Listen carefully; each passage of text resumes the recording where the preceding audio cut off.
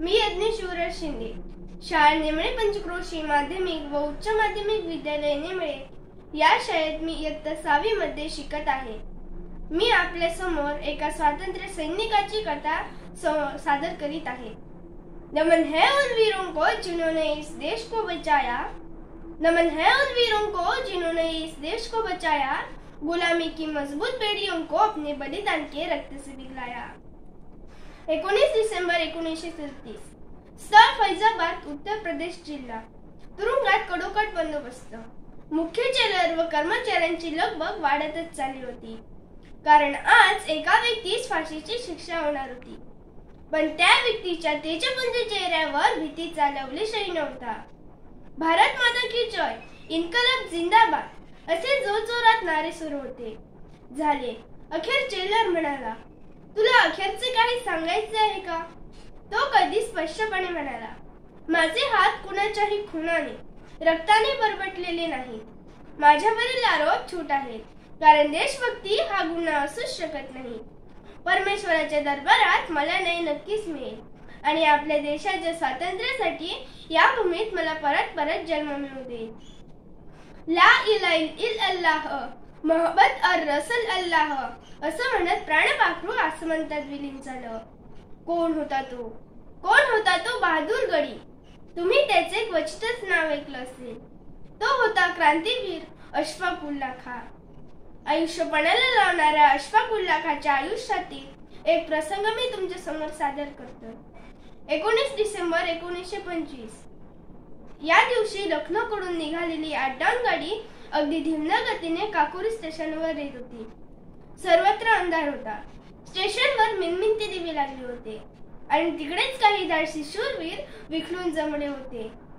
ठरल्याप्रमाणे प्रत्येक जण आपापल्या वेशात होता. प्रत्येकाच्या हातात कटावणी, हातोड्या, पिस्तुले या सर्व गोष्टी होत्या.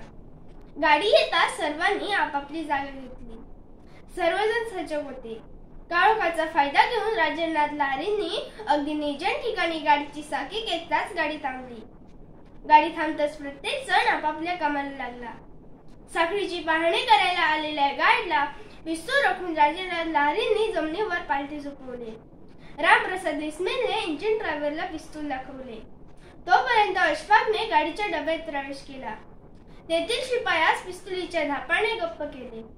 तेवढ्यात कुंदीनलाल व मुकुंदनलाल यांनी लोखंडी तिजोरी डब्याबाहेर ढकलण्यास मदत केली.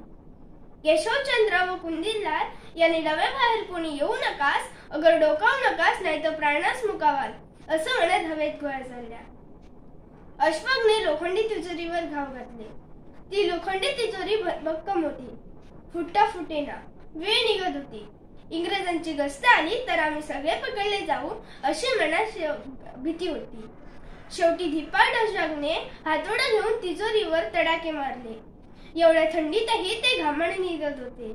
शेवटी तिजोरीला एक भगदाड पडलेच. ही लुटलेली रक्कम 15-20 हजारांनी एवढी होती. त्या काळी फार मौल्यवान. दुसऱ्या दिवशी वर्तमानपत्रात मोठ्या मान्यामध्ये बातमी झळकली. काकोरी जवळ रेल्वे गाडी धाडसी दरोडा. सरकारी खजिना लुटला. हल्लेखोर बेपत्ता. या घटनेने इंग्रज सरकार हादरले. त्यांच्या सत्ता सामर्थ्यावर हा उघड हल्ला होता. या सगळ्यातून मिळालेला पैसा हा बॉम्ब तयार करण्यासाठी लागणाऱ्या स्फोटक साहित्याची खरेदी करण्यासाठी केला जाईल. या सगळ्यात चंद्रशेखर आझादही होते. दिनांक 26 सप्टेंबर 1937 या दिवशी एक तर त्यानंतर 4 कर्मचारी इंग्रजांच्या हाती लागले. पण चंद्रशेखर आझाद, अशफाकुल्ला, मुकुंदनलाल मात्र भूमिगत झाले. अशफाकुल्ला जवळपास 1 वर्ष भूमिगत राहिले, पण एका मित्राच्या फितुरीमुळे ते इंग्रजांच्या हाती लागले. अशफाकुल्ला खान यांनी फाशी व्हायच्या अगोदरच्या रात्री लिहून ठेवलेली कविता मला खूप भावली. त्याची 4 ओळी जाता जाता मी तुमच्या समोर सादर करतो. खुदा अगर मिल गया कहीं तो अपनी झोली फैला दूंगा. खुदा अगर मिल गया कहीं तो अपनी झोली फैला दूंगा और जन्नत के बदले उससे पुनर्जन्म ही मांगूंगा. एक बार फिर आऊंगा, एक बार फिर आऊंगा और अपने भारत माँ के लिए अपनी जान न्यौछावर कर दूंगा, अपनी जान न्यौछावर कर दूंगा. जय हिंद, जय भारत. धन्यवाद.